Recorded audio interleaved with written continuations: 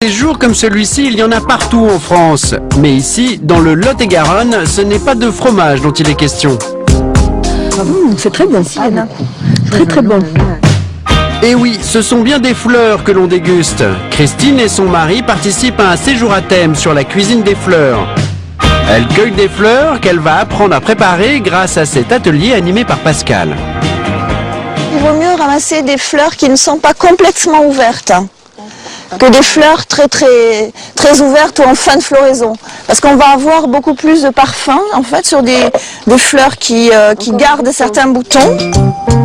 Christine et Jean-Pierre font régulièrement des ateliers à thème, mais celui-ci, ils ne l'ont pas choisi. C'est un cadeau offert par leurs enfants. C'est le Père Noël qui a mis ça dans notre hotte, dans sa hotte, au pied de notre sapin. Et donc, on était inquiets, il faut le dire quand même. Hein. On était hyper stressés. Oui, inquiet mais très curieux. Jean-Pierre est un vrai carnivore, alors manger des fleurs, ça lui fait un peu peur. Il craint de rester sur sa faim.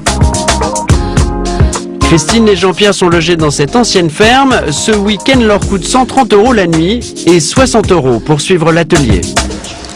Non, ou autrement tu le... C'est dans la cuisine de Pascal que les stagiaires réalisent un repas original, 5 plats et 3 desserts, tous avec des fleurs ou des plantes sauvages, une perspective qui laisse les participants dubitatifs. J'aurais jamais pensé mettre ça dans de la salade, hein, ça c'est sûr. Puis au fond, quand on y goûte, un petit goût sucré. C'est pas mauvais.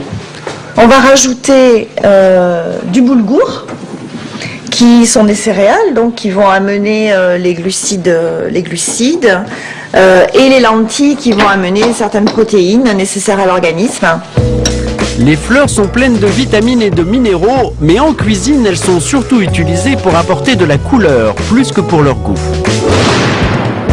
Là, chez Pascal, on est au dessert. Des fraises en gelée de verveine citron, une panna cotta aux fruits rouges et des beignets aux fleurs d'acacia et de sureau. Comment ça se mange? Alors vous les mangez en fait fleur par fleur ou vous tirez, vous pouvez les manger comme ça et dégager en fait la tige. De son côté, Jean-Pierre, même s'il n'a pas mangé un bon morceau de viande, est ravi de cet atelier. Je suis toujours très surpris par ces gens qui s'évertuent à nous apprendre de nouveaux goûts, ou revenir, pas de nouveaux goûts, mais à des goûts, des vrais goûts, quoi. Non pas l'industriel, c'est toujours très intéressant cette démarche, et je remercie moi particulièrement Pascal. Gastronomie et grand air pour pas cher, les chambres d'hôtes et les gîtes ont visiblement trouvé une nouvelle formule gagnante pour attirer de nouveaux clients.